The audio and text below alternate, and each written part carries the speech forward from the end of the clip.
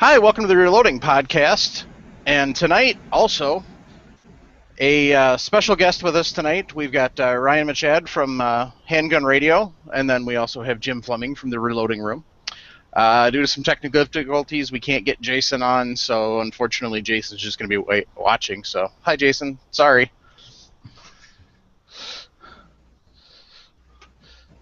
So, Ryan, what'd you do in guns this week? Basically, I've started carrying a different gun than I normally carry. I've usually been taking the Model 60 out, and that's usually my standard carry gun. But then decided there in the summertime up here, it's pretty hot, and so I switched out with my dad and got his LCP 380, and I've been pocket carrying that. And so far, so good. I mean, it's a little bit different feeling the different heft, and I don't know, the heft of that Model 60 all steel was a little bit comforting. This one, it's like, man, sometimes I forget it's there. Yeah. Jim, did you get a chance to do much of anything? Yeah, I feel kind of privileged and special. I actually got to go to the range 2 different days in a row. Holy cow. 2 consecutive days. Yeah, it's really. Well, my wife's in Guyana, so it's like when the cat's away, the mice are going to play.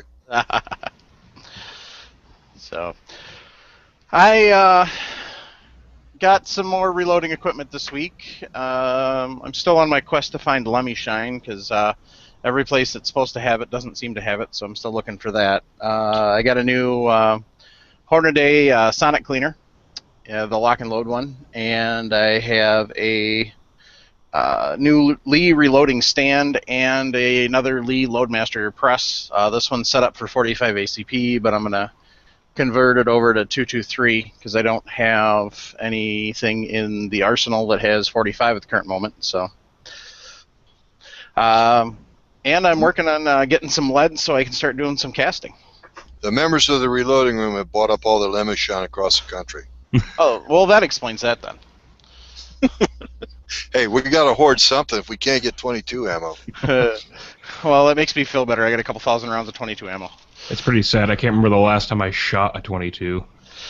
Well, I don't know if the trucks aren't making it up here or what, but... Oh. Well, you just got to cross the border, because Brian Bolivar's bragging about how much they've got sitting on the shelves up across the border, so... If you could just figure out a way to get your 22 across the border, you could go shoot in Canada all day long. But it'd have to be 4.42 inches or whatever it is up there. Yeah. Oh, so, tonight we're talking about reloading for Cowboy Action style loads, and it's kind of the easiest way to describe it, kind of your handgun loads that you would use for Cowboy Action shooting. We do have a couple people that we know that do Cowboy Action shooting, but they don't reload. Unfortunately, one person was supposed to be joining us tonight, but they had something come up with the family, so he couldn't. That was Scott Kelly. And then Ryan does most of Ryan's reloading actually is spec'd at what Cowboy Action load shooting is, but because he's in Maine, unfortunately, there's not a lot going on around there. It's kind of like me. There's in Wisconsin, amazingly enough, there's only one shoot a year. And it's coming up 2 weekends, but unfortunately I will be out of town, so I can't go to it. But so,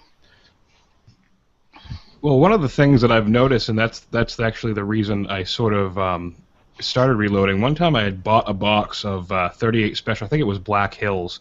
They make those cowboy loads specifically for CAS, and while they weren't terribly expensive like the normal self-defense load or something like that would be, they still weren't terribly cheap either. I mean, you got to think it is a specialty load in their lineup. It may not be a high-performance Magnum load, but it's still a specialty load. It's something that isn't the norm. So, thinking about it, I'm like, man, if I could just reload rounds like this, I would be happy. I'm not someone who has to blast away with Magnums all day, every day. I mean, my wrist couldn't handle it. It's not something I would want to do. So, mainly when I'm just shooting these light 38s, that really seems the way to go, is just to reload them yourself.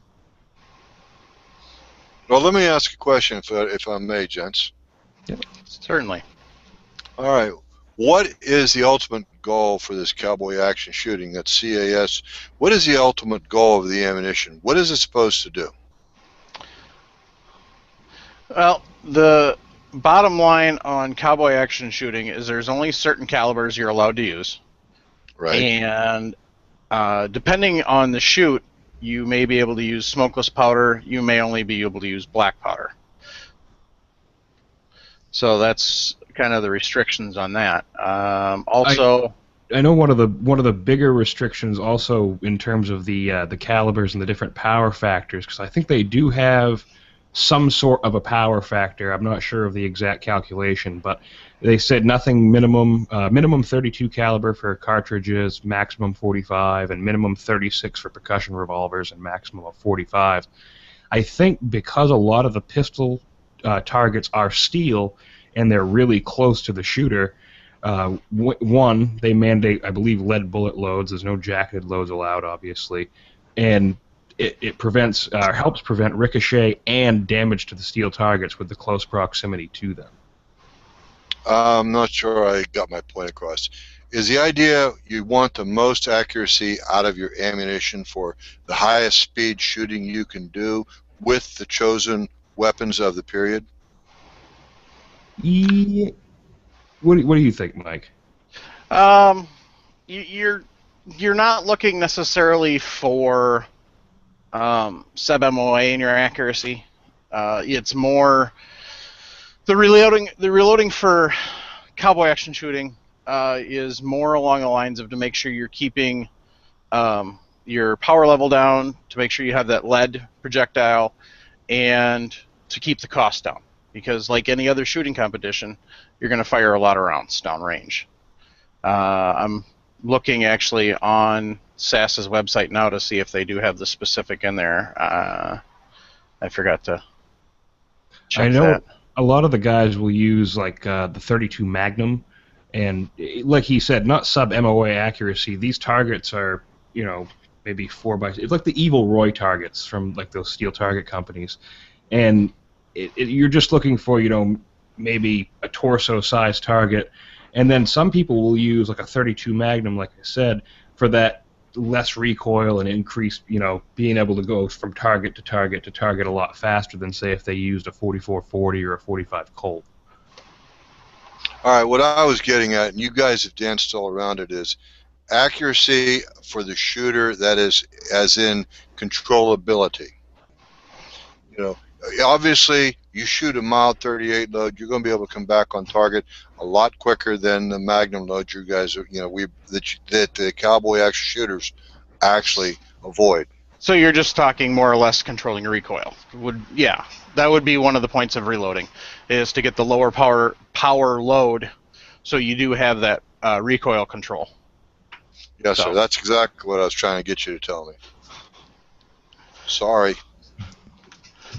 You'll have I don't have Jason here tonight to beat up on, so Mike, you're selected. Works for me. I'm an easy target. I don't move fast. And that goes not only for with Cowboy Action shooting. It's not just loading for handgun. You're loading for rifle, and you're also loading for shotgun. So you will get a case of not all of the competitors, but a lot of the serious competitors will load all three hand loads. So you can have in the same vein in the shotgun. So you can have the lower recoil loads, the lower power loads, and there is plenty of information out there on what type of loads they're looking at too, especially depending on the powder they're shooting. So, Ryan. Yep. You kind of smokeless powder. You're kind of.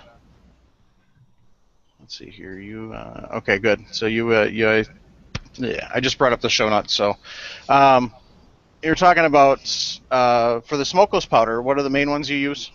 The main ones I use for my smokeless powder are Trail Boss, HP 38, and Winchester 231, which are pretty much the same powder, different manufacturers, different names, so follow the load data for the specific powders, but they are very similar.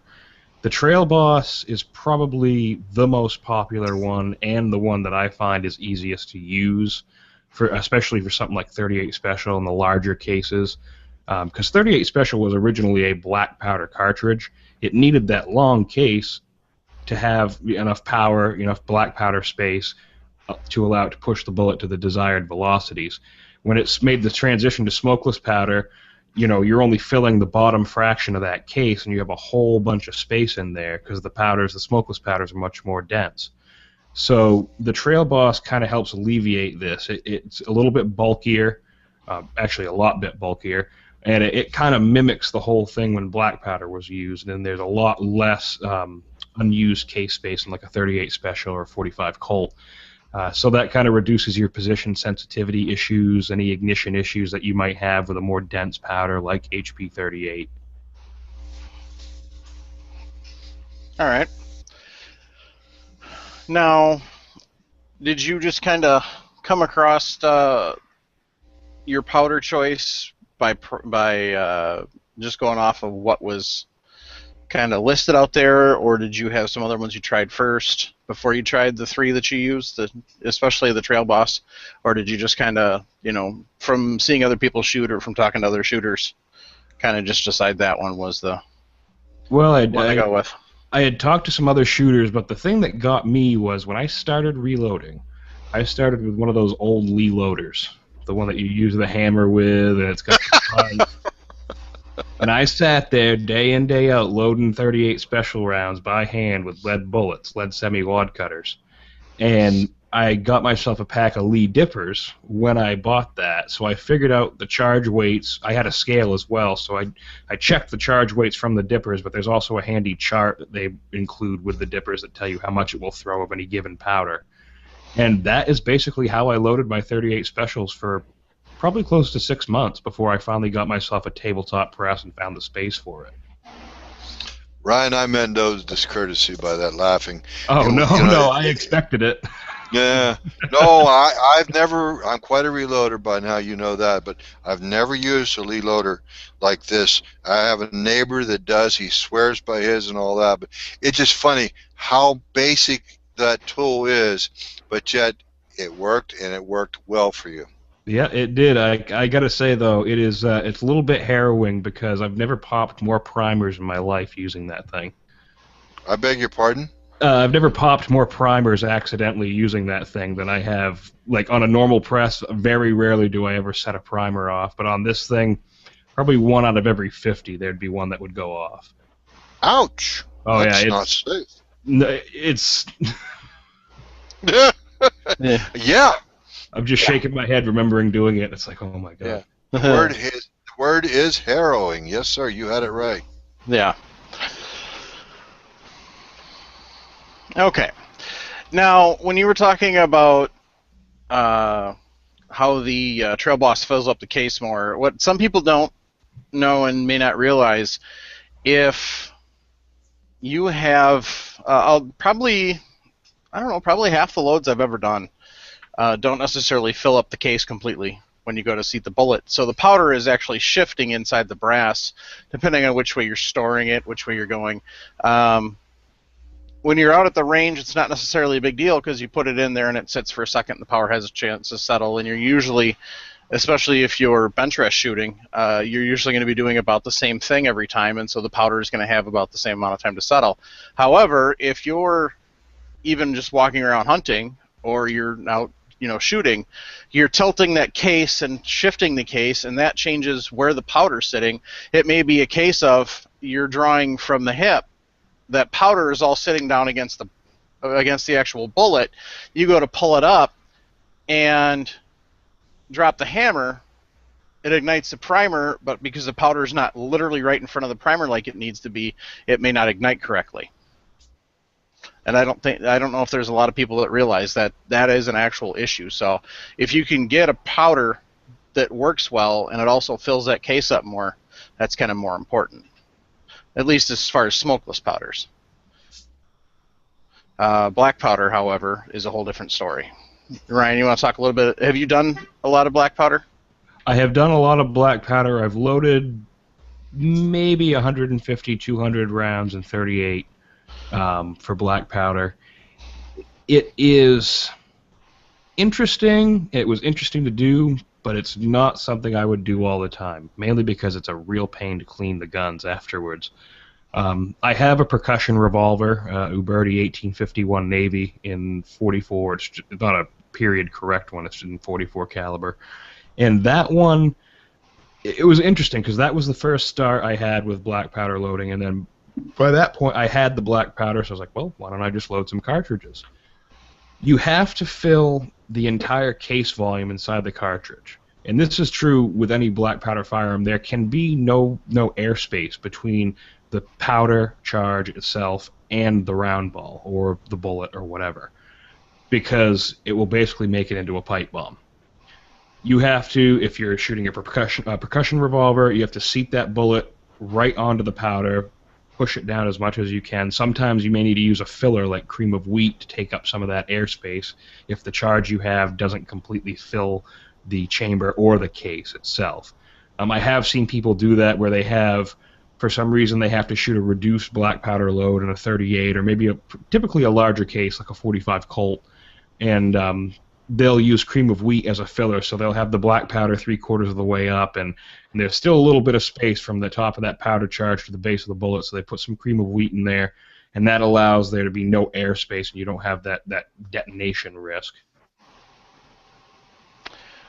Does the cream of wheat burn, or is that just more of a filler? It's more of a filler. I think it just burns up going out. I mean, I've never had to use any personally myself, but that is one popular one I have heard. I've heard other material being used in this situation, but generally speaking, I'm not even going to begin to name the stuff that I've heard for usage. I don't want anybody taking and get the idea that Jim Fleming said you can take his stuff, anything in there. But I've actually heard of this, and I have a friend who literally makes his own black magic, and that's exactly what he told me. The thing is, you've got to actually have a heavily compressed load. Yeah. He loads 45-70 for that. He shoots his own lead balls or lead bullets and all that sort of thing. I don't know what the proper terminology is, but I know that he likes a 405 grain bullet. So, next question, I guess. What I'm doing is looking up a couple of different fillers. You know, if there's anything that's out there that is common.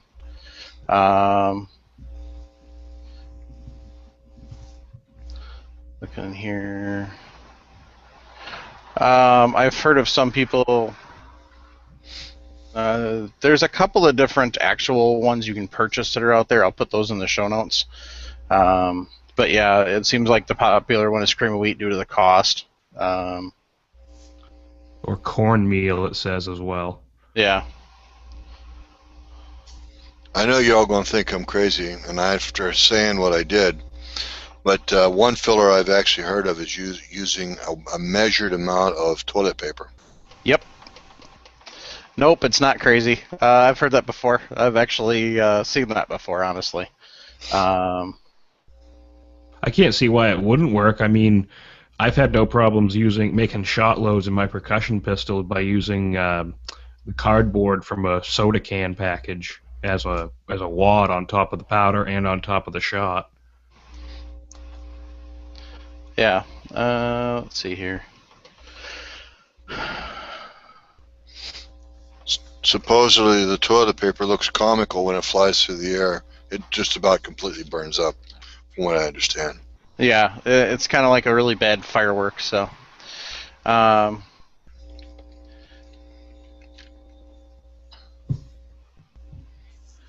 there isn't anything out there that is specific in what they're using, so.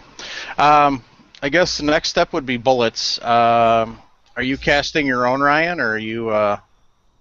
I am not casting my own. I usually buy them from a guy that's down south in our state, CB Bullets down in Gorham, and he does any variety. He does stuff for autos, he does stuff for rifles, and he does stuff for handguns. And I recently just bought a bunch of semi-wad cutter, 158 grain cast lead.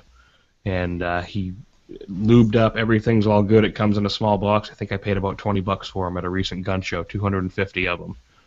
So that's what I've been using for just my regular range loads. And then anything I do with hunting, which doesn't really apply here, is with the Hornady XTP. But basically, I stick with the lead loads. Either Hornady does make a great wad cutter load.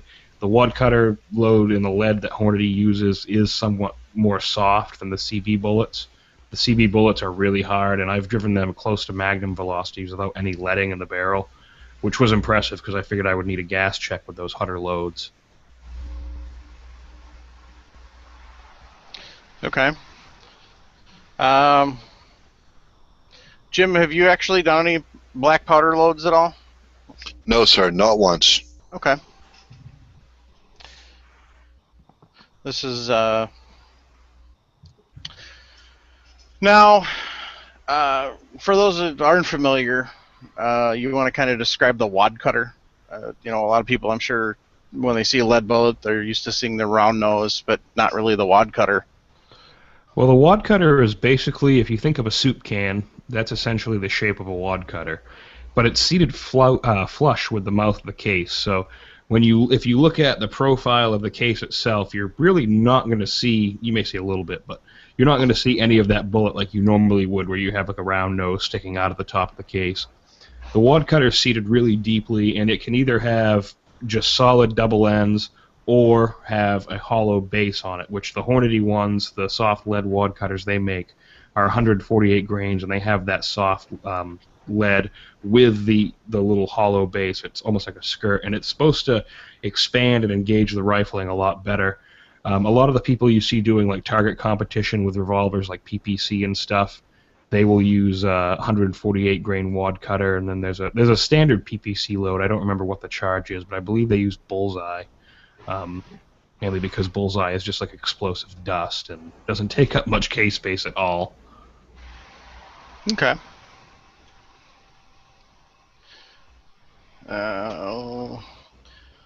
So my next question is how... Oh, I lost it. Sorry. Good grief. Sorry, it's been one of those days, folks. I guess my next question on that is, are you shooting a reduced load in your 38? I am shooting... I wouldn't really call it a reduced load. I mean, for me, it feels like a standard load. It's not a plus P by any means. It's usually... do you name grain weights on the show or not? Yeah. Yeah? It's like 4.8 grains of Trail Boss with a 158 grain semi-wad cutter. And that has just been a great, all around. It works well on the steel. It doesn't damage the steel. It's very accurate out of my guns. And that may vary for you. I mean, I believe the margin between grain weights, minimum and maximum for Trail Boss for the 38 Special, it's huge. That's the thing you'll first notice if you start loading with Trail Boss. The margin between minimum and maximum is absolutely massive compared to most of your powders.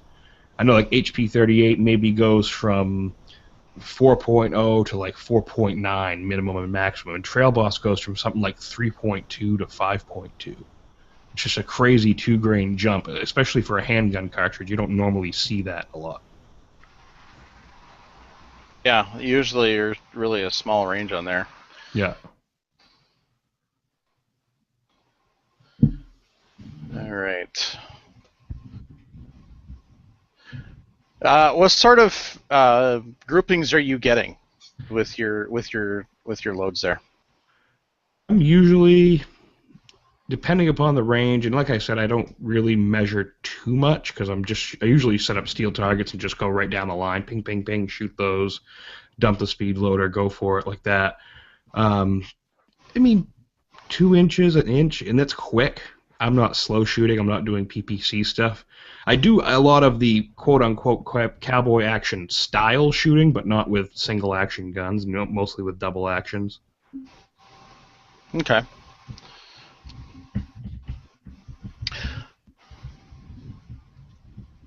In your Uberti, what powder do you typically run in that? In my what? In your Uberti? Oh, in the percussion revolver. Yeah. I'm usually running. It's a black powder substitute. It's American Pioneer, I believe, and I actually couldn't get 3FG when I bought the gun. They only had 2FG around here. I did use that. Some people did say they could, and it actually worked out pretty well. I've gotten very good accuracy out of that handgun. I think it's probably the most accurate handgun I own next to the Model 19. Yeah, your one Wheel Lake shooting target that you shot was very nice with it. Yes, yeah, I thought that would be a little bit of a challenge there. Get the black. Everybody was using center fire, so I'm going to use a black powder revolver. So, now, how often do you clean the barrel on that in between shots, like if you're out at the range? I have had the Uberti foul up on me to the point where I could not cock the revolver after 2 cylinders full. Wow. So it would be probably that I took it apart after that, and I basically had a bucket of Dawn dish soap and hot water with me, because the house up behind me there gave me a bucket. So I have access to the hot water. That's mainly the main way that I've cleaned that gun. I don't know if it's a product. I've never actually shot like the real black powder in it. I have used the real black powder in the cartridges, but not in that gun. I've used only the black powder substitute. And that has done surprisingly well when you go to clean it. I'll fill up the sink with really hot water and Dawn dish soap, and I'll just take and set the barrel and the cylinder in there, run it, let it sit for a few minutes, and then just take and shake it underwater, and that usually cleans out most of the stuff that's in the barrel. And then because it's really hot, I take it out, I set it on a paper towel next to the sink, the cylinder and the barrel, walk away, come back 3 or 4 minutes later, and the heat has just caused all the water to pretty much dry off of it. I give it a light wipe down, make sure there's any excess water is gone, give it a coat of oil, make sure everything's working right, and put it back together. Okay. The fouling stays very soft on the substitute powder. And the thing is, I notice a lot of people who shoot black powder revolvers do use the lubricated wads or even like, lubricated, just like balls of lubrication that they set in there. And I mean, for real black powder, that may be needed. It may not stay very soft like the substitute stuff, but for me, just like a lubricated wad or even an unlubricated one, I haven't had any problems with the fouling being really hard to remove. Okay. How many rounds do you typically shoot each trip to the range? With the percussion revolver, I usually do... I've only brought the bucket out and cleaned it actually out at the range once. So usually whenever I'm trying to do something with that gun, like the We Like Shooting thing, I had the bucket with me in case I didn't get it the first few times. But basically I'll usually run maybe 3 or 4 cylinders, and that's just because it takes so long to load the thing.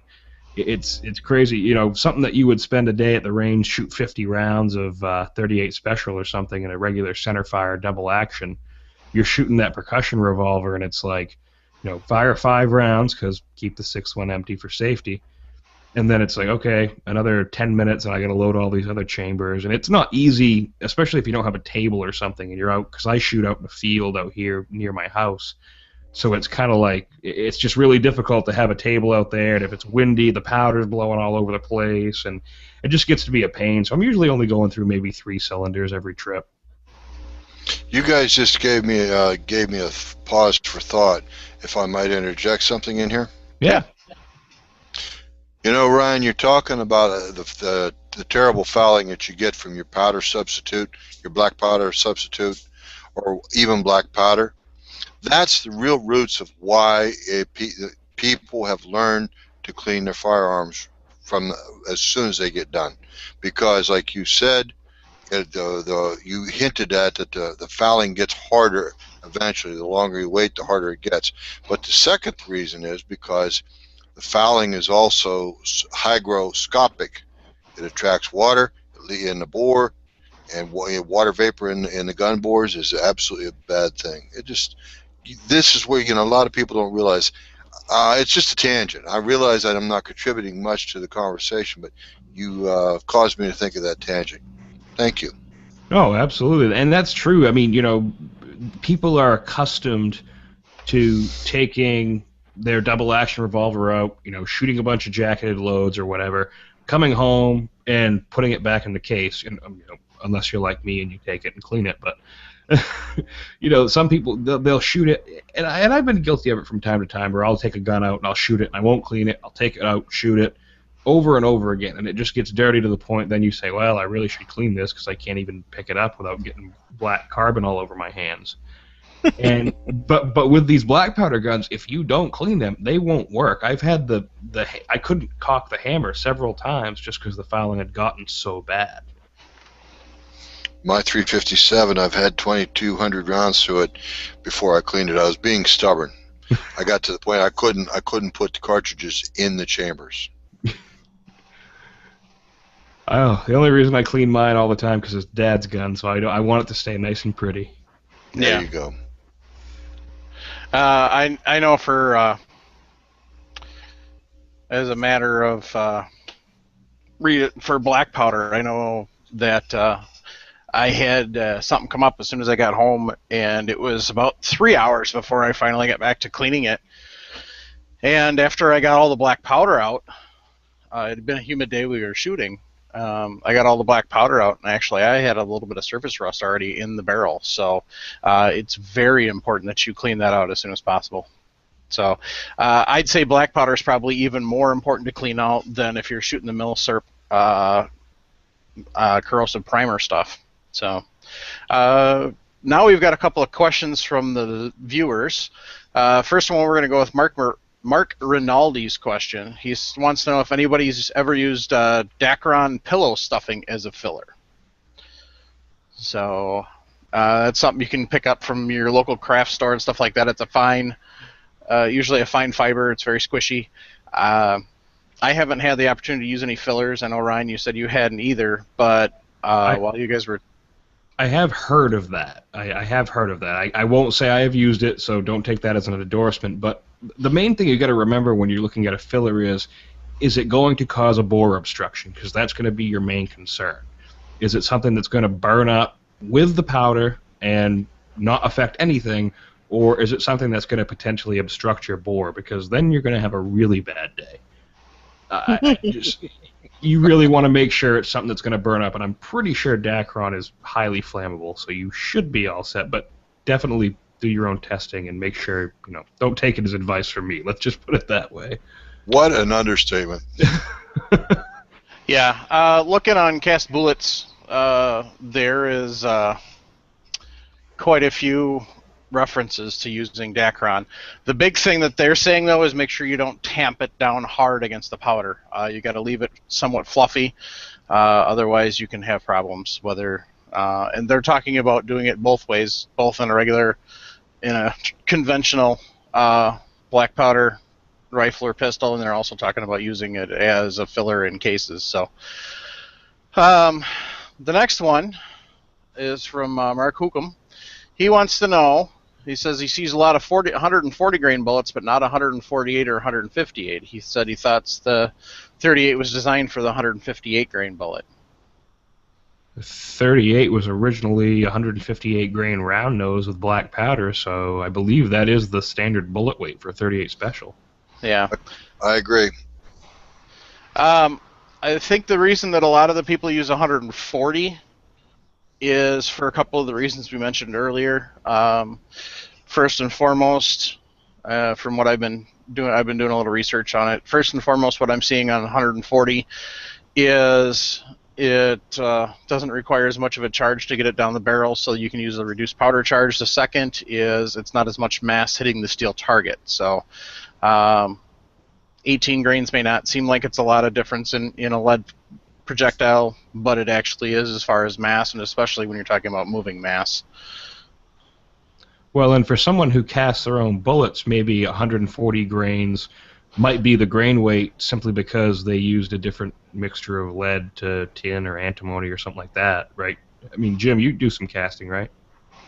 Yes, sir, I do. Would that make sense? Someone maybe using a different mixture, having a little bit less grain weight?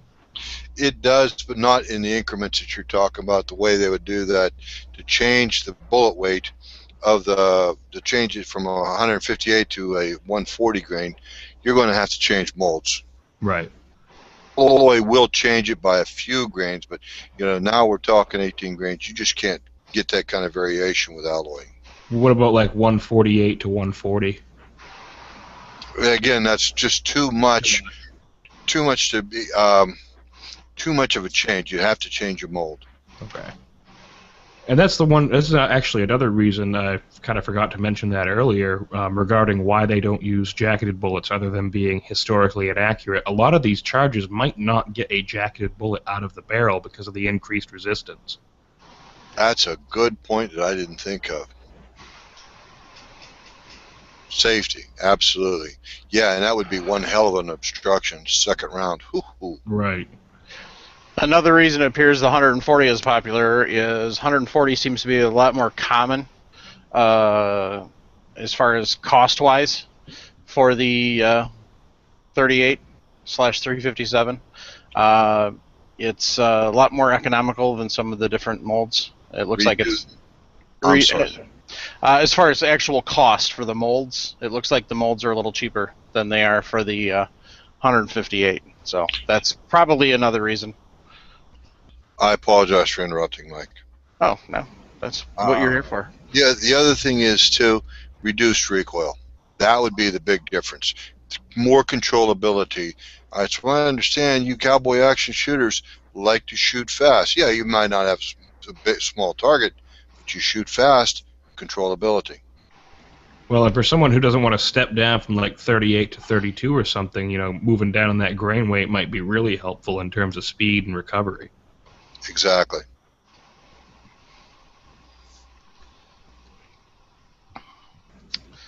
All right, let's see here. Another question comes from the actual Google Plus page. Jason wants to know, can you overcharge black powder? Good question, Jason. I'm not sure I want to answer this. Yes and no. Yes and no, yeah. Let me put it this way. In a percussion revolver, you can more than likely get a powder charge in and seat it that will, if it doesn't blow your gun up, if you have a brass frame revolver, it is probably going to stretch that frame pretty good. I know I could probably pack 40 to 45, 50 grains, maybe, at the very maximum into the chambers of my gun and have the bullet seated enough so the cylinder would turn. Each chamber? Maybe. That's an estimate. I don't have the gun in front of me. I'm just guessing right now. But I would not want to try that. I don't think that would be very smart. Maybe we can get Savage to do that. Yeah, let's get Savage. We will buy him one of the guns and we'll have him go out and try it. He does all sorts of crazy stuff, so I'm sure he'll down with that. He'll wear his mustache and his glasses and. We're referring to one of the co-hosts from We Like Shooting, in case it doesn't know. He's out west and a very creative individual, shall we say, in some of the stuff he's done. Let's put it this way. He put a pistol grip on a Mosin Nagant, so... Oh, my God! Sorry. Yeah. Yep, he made a tactical Mosin Nagant, so... he does stuff just because you can do it, so... Yeah, and even in a regular case, yes, you can overcharge black powder. Ryan, I haven't loaded any black powder, even other than just the regular charges. I've got a inline that says it's 100, rated for 100 grain. I shoot 150 through it without a problem, and it's. It's not that much of a difference, but as far as loading cases, is black powder obviously it's dangerous, it's an explosive, but is black powder as dangerous in an overcharge situation as a smokeless powder would be? let me back up a little bit. Like we were talking about before, like you just said, you put 150 grains in your inline. It's not, you can overload it, but it's not easy to do like it is with smokeless powder. Okay. You're going to overflow that case a lot of the time if you have an overcharge. Because like we said, remember, you're going to kind of work with a slightly compressed load. I believe you said that earlier, Jim. Most of your loads are either slightly or heavy compressed. And that is, basically the no airspace thing. So that's one thing that does make it difficult. But the other thing is, when you're loading these cartridge cases, black powder has a different pressure curve than smokeless powder. If you were thinking of this as, a line, like an audio line or something, like a wavelength type of deal, smokeless powder typically has a very sharp, very straight line pressure curve, whereas black powder is more of a gentle bell curve type of deal. So there are variations in the way the pressure interacts with the chamber of the gun, with the case, and all the other things that are involved in when the cartridge goes off. So yes, it's difficult to do, but it is not impossible, so you still need to be as careful with black powder as you are with smokeless powder. Let's just put it that way. You really have to focus on the specifics of why and how you're supposed to load black powder a different way and follow those to the letter, or else you're going to have a bad time. Okay. And that's kind of where we wanted to get, is we wanted, when we started this podcast, and we preach it all the time, that we're all about safety. And so that's one of those points that we wanted to get across, and so thanks for helping us make that.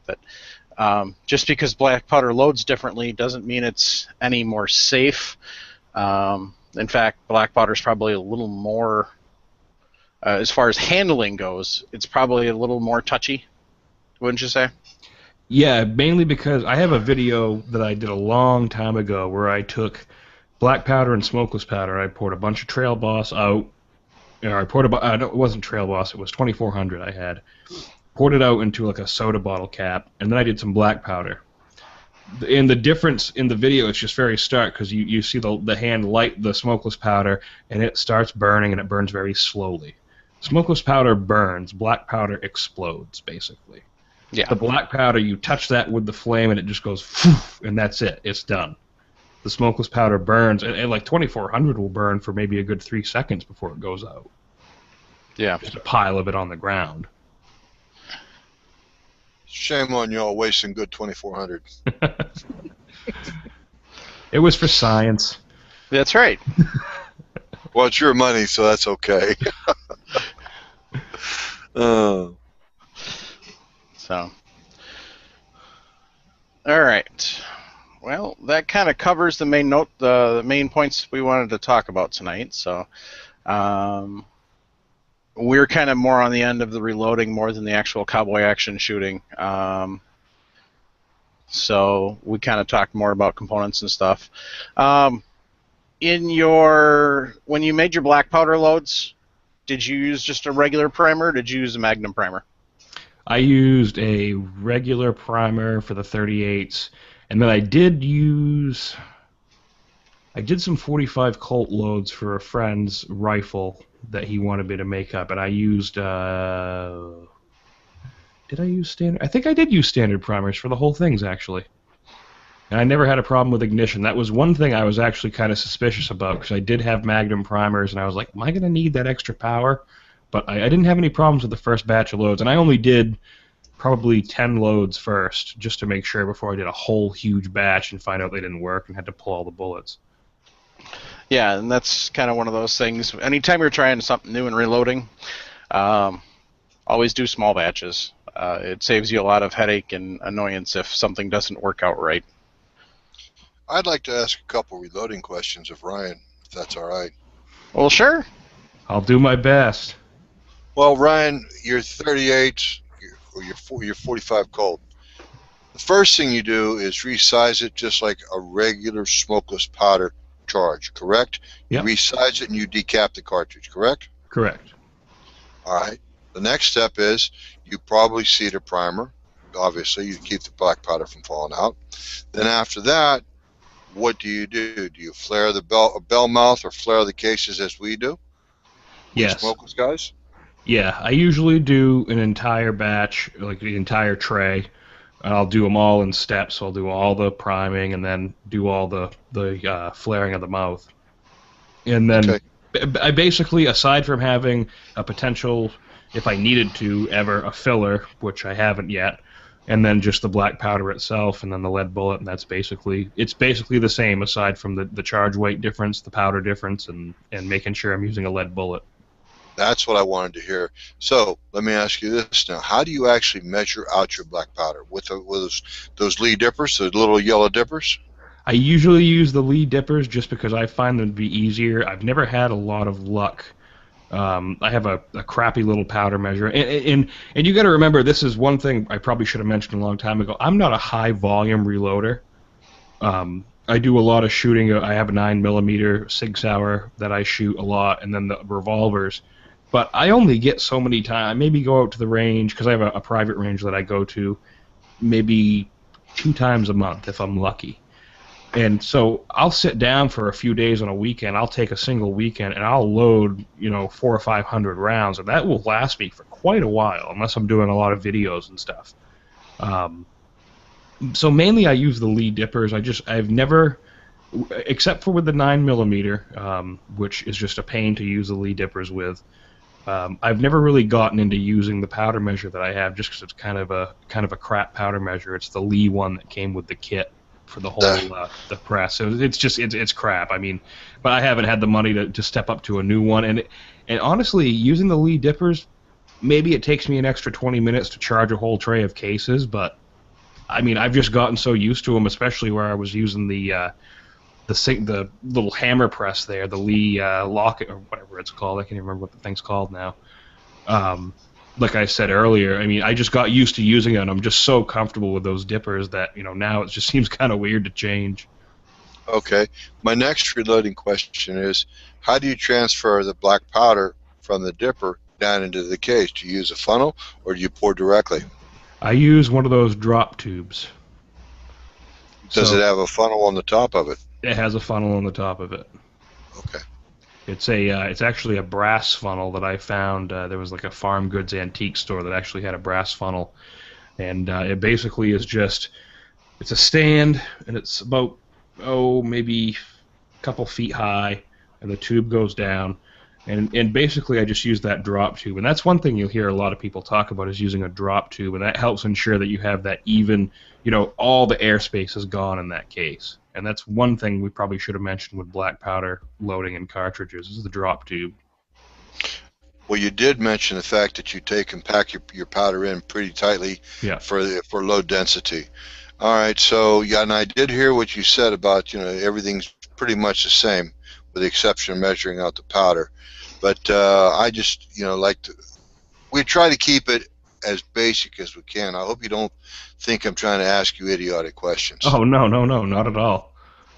Okay, so the next step would be, after you've charged your cases, the next step would be to seat your bullets. Correct. And then do you crimp your brass after you seat your bullet? The dies that I have crimp on the seating process. They're the Lee dies, the carbide dies. So basically I can just adjust them, and I crimp in. There's actually a crimp groove on the semi-wad cutters that I use, so I can judge where it's going to be on top of that powder charge, and then just adjust it so it seats it to the proper depth. I check it, and then I check the crimp, because you got to push through a little bit more to get it to crimp on those ones. Yes, sir. The only time I don't recommend the whole seat and crimp operation dies is when you're shooting semi-automatic pistol cartridges. I really like to have a separate taper crimp step rather than the ones that do it all in one. Thank you. I'm grinning because it's like you and I both know what's going on here. Okay. Huh? Go ahead, Mike. Huh? What? Yeah. Two different kinds of reloading, but yet they're both largely the same. Yeah. Regardless of whether you're using smokeless powder or you're using black powder, a lot of the steps are going to be the same. The biggest change is how you're handling the powder and how you're filling the case.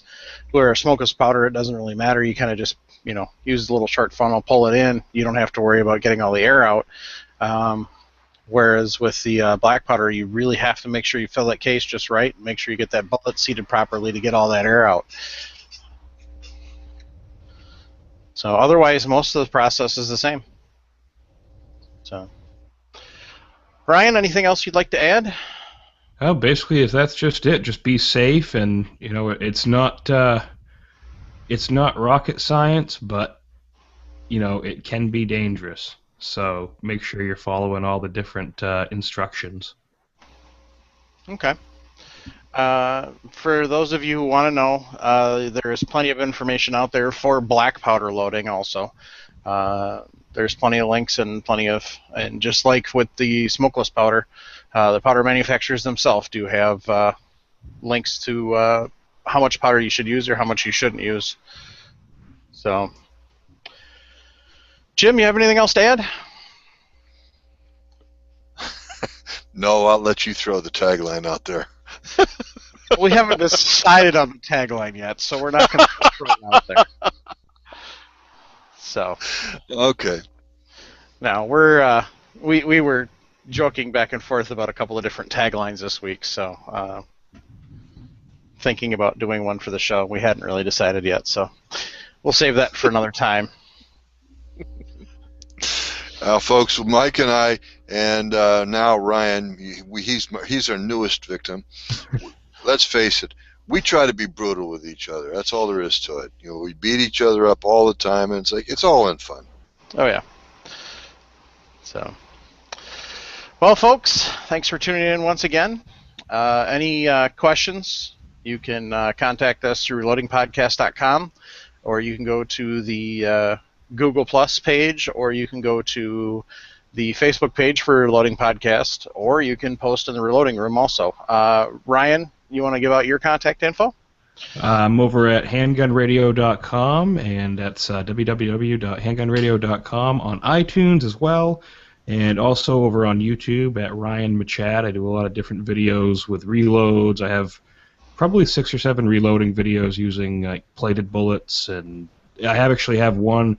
I'll probably give the link to you to put in the show notes. It compares the difference between HP 38 and Trail Boss. So I basically pour out the same grain weight of each powder and then pour them out on the table and show you. It's like, just look at how much more dense this is compared to that one. So it's a good illustration of the difference that we're talking about. Okay. You just made me think of something. May I throw something else in here? Yeah. Always. Ryan, I'd like to cordially invite you to join us in the Reloading Room on Facebook. Definitely. I will head right over there. Please do, sir. And I'd like to be the one that, I'm not real sure which admin will add you, but if I see you, I will be absolutely sure to welcome you. It will be there in about 30 seconds. All right, sounds good to me. All right, folks, thanks for tuning in, and y'all have a good night. Good night, everyone. Ryan, once again, thanks for joining us. Not a problem. Have a great night. You as well.